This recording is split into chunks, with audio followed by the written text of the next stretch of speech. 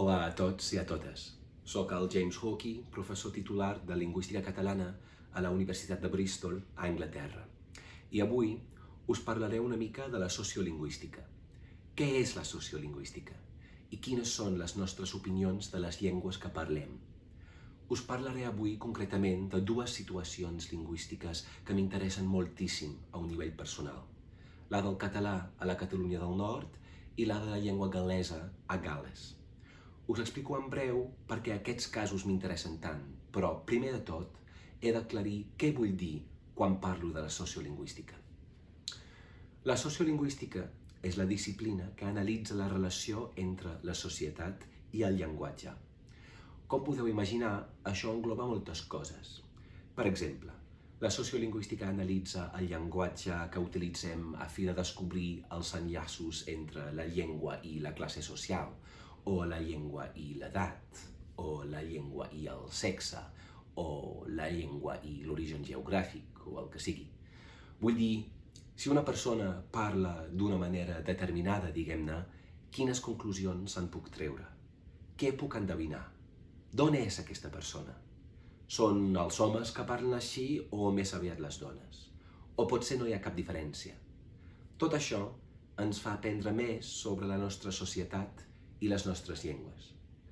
Una altra part de la sociolingüística és l'estudi de la relació entre la llengua i la política. Quin és el paper polític del valencià avui dia? Tenim el dret de parlar valencià en qualsevol lloc? La llengua està protegida per la llei, no? Però això què vol dir exactament? Us parlaré d'això avui, la situació política de les llengües i com pot variar segons el territori. Com ja he dit, en aquesta classe examinarem dues situacions. Però per què aquestes dues? Primer, el català a França. És una situació molt diferent que la del català a Catalunya o el valencià al País Valencià, per exemple. El català a França no té cap suport del govern francès i, per tant, la llengua es troba en una situació molt fràgil. Personalment m'interessa perquè vaig viure 5 anys a França, a París, doncs és un país que conec força bé. Però fins fa uns anys mai havia estat a Perpinyà i no coneixia la Catalunya del Nord. Per això va decidir de passar uns mesos allà i estudiar la situació sociolingüística. I el 2018 vaig publicar aquest llibre sobre el català a França. El gal·lès a Gal·les té una situació totalment diferent. La llengua té un suport molt més ampli i veurem les diferències entre els dos llocs. Però per què m'interessa tant? Bueno, soc gal·lès, de la capital, de Cardiff, però no parlo el gal·lès amb gaire fluïdesa, i això té molt a veure amb la situació sociolingüística. Doncs comparem les dues situacions per conèixer millor les relacions entre la llengua, la política i la societat. Doncs el català a França. Som-hi. Com ja ho sabeu, el català es parla en molts llocs arreu del món, sobretot a Catalunya, València i les Illes Balears, però també fora de l'estat espanyol. El català sempre s'ha parlat a la regió de Rosselló, a França. Aquesta regió es troba a l'altre costat de la frontera francesa, a la costa mediterrània. La ciutat principal allà, com ja he dit, és Perpinyà, o Perpignan en francès. I la regió de Rosselló també és coneguda pel nom de Catalunya Nord, o la Catalunya del Nord. La llengua catalana s'ha desenvolupat del llatí, tant com el francès o el castellà. I el català que parlo ara, més o menys, i el valencià que parleu vosaltres, tenen els seus orígens a la Catalunya Nord. 1000 anys enrere, la llengua d'aquesta regió, vull dir, la Catalunya Nord, es distingia lleugerament de les llengües que es parlaven als llocs a l'entorn. Poc després, els habitants de la Catalunya Nord van migrar cap al sud i cap a les illes. I per tant, parlem tots la mateixa llengua que té els seus orígens allà a dalt, a la Catalunya del Nord. Clar, parlem tots a la nostra manera. Vosaltres dieu, jo parle valencià, jo diria més aviat, jo parlo català, i en canvi a Rosselló dirien, jo parli català. Però vosaltres a València m'enteneu, oi? Més o menys. I jo sóc un gal·lès que parla el català com es parla a Barcelona. Però ens entenem tots els catalanoparlants, fins i tot amb els francesos catalanoparlants. Doncs és força irònic que parlem tots una llengua que té els orígens a la Catalunya Nord, però ara es parla el català molt menys allà que en altres llocs. Doncs, quantes persones parlen el català a la Catalunya Nord? I com podem comparar això amb d'altres territoris de parla catalana? Primer de tot, depèn de la competència lingüística de la que parlem. Si parles una llengua, això no vol dir que la sàpigues escriure. Doncs som-hi, fem una comparació entre la Catalunya Nord i el País Valencià. A la Comunitat Valenciana, un 96,4% comprèn el valencià, o almenys això ho diuen. En canvi, a la Catalunya del Nord, només un 61,1% comprèn la llengua. Un 83,3% dels valencians parlen valencià, o això ho diuen, o això ho dieu, però només un 35,4% dels nord-catalans parlen la llengua. Només un 63,8% dels valencians declara poder escriure el valencià, però a la Catalunya del Nord aquesta xifra és d'un 14,3%. Vull dir que la competència lingüística en català és molt més baixa a la Catalunya del Nord que al País Valencià. Però per què? D'on ve aquesta situació? Tot això va molt lligat a la situació política actual pel que fa a les llengües minoritzades a França. Parlem del sistema educatiu. A Espanya, l'administració de les escoles i el contingut de les classes és la responsabilitat de la comunitat autònoma, doncs o la Comunitat Valenciana, o Catalunya, o Andalusia, etc. Però a França, el contingut de les classes, el contingut del currículum, és la responsabilitat del govern central, a París. El govern francès dona molt pocs diners i sense aquest suport no es pot pagar als professors ni crear materials d'ensenyament que es poden utilitzar. Per això, no s'utilitza gaire el català a les aules. El govern francès exigeix un nivell d'homogeneïtat per a tot el país i per això gairebé totes les classes a la Catalunya del Nord es fan en francès. A tota la Catalunya Nord, només un 26% d'alumnes en les escoles primàries i un 7% d'alumnes en la secundària reben qualsevol classe en català. I aquestes classes són principalment de català com a llengua estrangera, ja que aquests nens no parlen la llengua a casa. Però aquestes decisions polítiques per part de l'estat francès tenen les seves arrels en la història. És molt important conèixer la història francesa si volem comprendre el que passa ara a França, sobretot pel que fa a les llengües minoritzades, com el català.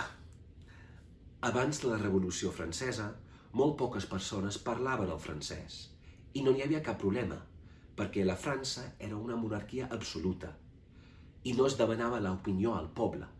Doncs no passava res si el poble parlava entre ells el català, o el basc, o el bretó, o el que sigui, però després de la Revolució, el poder va passar en mans del poble, o almenys es consultava al poble una mica més que abans. Doncs tothom havia de parlar la mateixa llengua, el francès, i el francès va esdevenir el vehicle de les ideologies polítiques de la nova República Francesa. Irònicament, doncs, per tenir una veu, el poble havia d'aprendre una nova llengua, el francès. Però això no va passar de sobte. Va trigar 150 anys. Els nord-catalans van aprendre el francès a poc, tot i que continuaven parlant el català entre ells. Un pas important va ser la introducció de l'educació nacional obligatòria als anys 80 del segle XIX. A partir d'aquell moment, tots els nord-catalans van haver d'anar a l'escola i totes les classes es feien en francès. Un altre pas cap a la pèrdua de la llengua catalana a França va ser la Primera Guerra Mundial.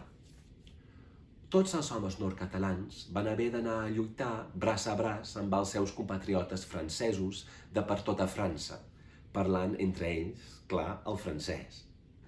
La circulació de persones a principis del segle XX va significar que s'havia de parlar el francès molt més sovint amb la gent de fora. Doncs, a poc, es va anar utilitzant més el francès i menys el català fins a la situació que tenim avui, en la qual poca gent parla català.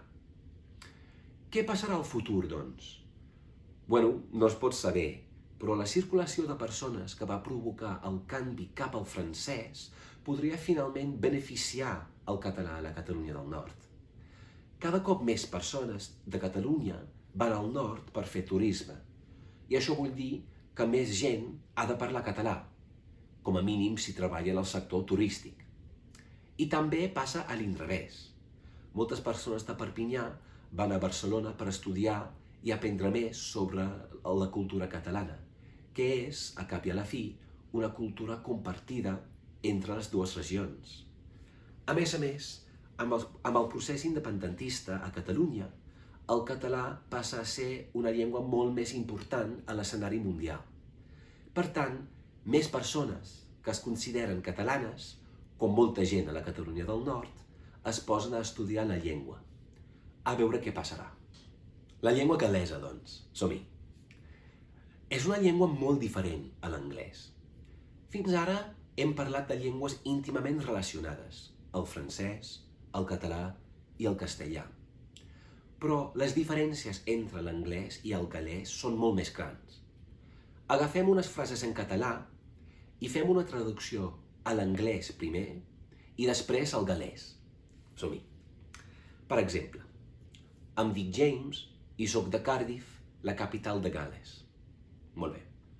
En anglès diria My name is James and I come from Cardiff, the capital of Wales. Fixem-nos en les diferències. En comptes d'utilitzar el verb dir-se, nosaltres en anglès preferim la formulació el meu nom és, my name is. Podem veure's unes semblances entre algunes paraules catalanes i angleses també. Name, per exemple, i nom. I capital, que s'escriu de la mateixa manera en les dues llengües. Fins i tot Wales i Gal·les s'assemblen una mica. En canvi, en gal·lès, jo diria Fe enw yw James a dwi'n dod o Gaerdydd, Prifddinas Cymru. Ara veiem molt menys coses en comú. Les paraules no s'assemblen gens. Fins i tot mots molt bàsics com nom, que és enw en gal·lès, i el verb venir, que és dod. Gramaticalment podem identificar moltes diferències també. Agafem el nom de la meva ciutat natal, Cardiff o Caerdydd, en gal·lès. En gal·lès existeix el fenomen de les mutacions gramaticals, en el que el primer so d'una paraula varia segons la seva funció en la frase. Doncs, per exemple, per dir soc de Cardiff, diem dwi'n dod o Gaerdydd, amb G, Gaerdydd. Per dir visc a Cardiff, diem wy'n byw yng Nghaerdydd, amb NGH, Nghaerdydd. I per dir, per exemple, entre Londres i Cardiff, diem rhwng Llundain a Chaerdydd, amb CH, que es pronuncia com la J en castellà. Són coses que no existeixen ni en català, ni en castellà, ni en anglès. Ara sabem com és la llengua, però quantes persones parlen gal·lès? Segons les estadístiques més recents, un 19% de la població de 16 anys d'edat o més parla la llengua amb fluïdesa, i un altre 12% té una competència limitada, diguem-ne, en gal·lès. Això vol dir que un 69% de la població no parla la llengua gens ni mica. Doncs, si comparem les nostres estadístiques d'abans, això s'assembla molt a la situació francesa. Un 31% de la població gal·lesa declara poder parlar, com a mínim una mica, de gal·lès. I aquesta xifra és d'un 35% a la Catalunya del Nord pel que fa al català. A més, pel que fa a la distribució geogràfica, les llengües minoritzades s'assemblen una mica. En els dos casos, la llengua regional autòctona, vull dir, el català a la Catalunya del Nord i el gal·lès a Gal·les, la llengua regional es parla molt més en les zones rurals. Mirem aquest mapa. El verd fosc representa una proporció més alta de gal·lesoparlants. Tots els centres de població es troben al sud-est del país, les 3 ciutats de Cardiff, Swansea i Newport són totes allà, i veiem que és la zona on es parla menys el gal·lès. És la mateixa situació a la Catalunya del Nord, on es parla català més sovint a les zones rurals comparades amb la ciutat important de Perpinyà. Però de semblances entre les dues llengües no n'hi ha cap més. Les situacions polítiques pel que fa a les dues llengües no s'assemblen gens. Com ja hem vist, a la Catalunya Nord el català no rep cap suport del govern francès. En canvi, a Gal·les la llengua està protegida. Explico una mica com i per què. Gal·les, tant com Escòcia i Anglaterra, és un país que forma part d'una unió que es diu Gran Bretanya. Però la Gran Bretanya no és l'estat. El país més gran, diguem-ne, es diu el Regne Unit de Gran Bretanya i Irlanda del Nord. Tot això vol dir que tenim països dins d'altres països.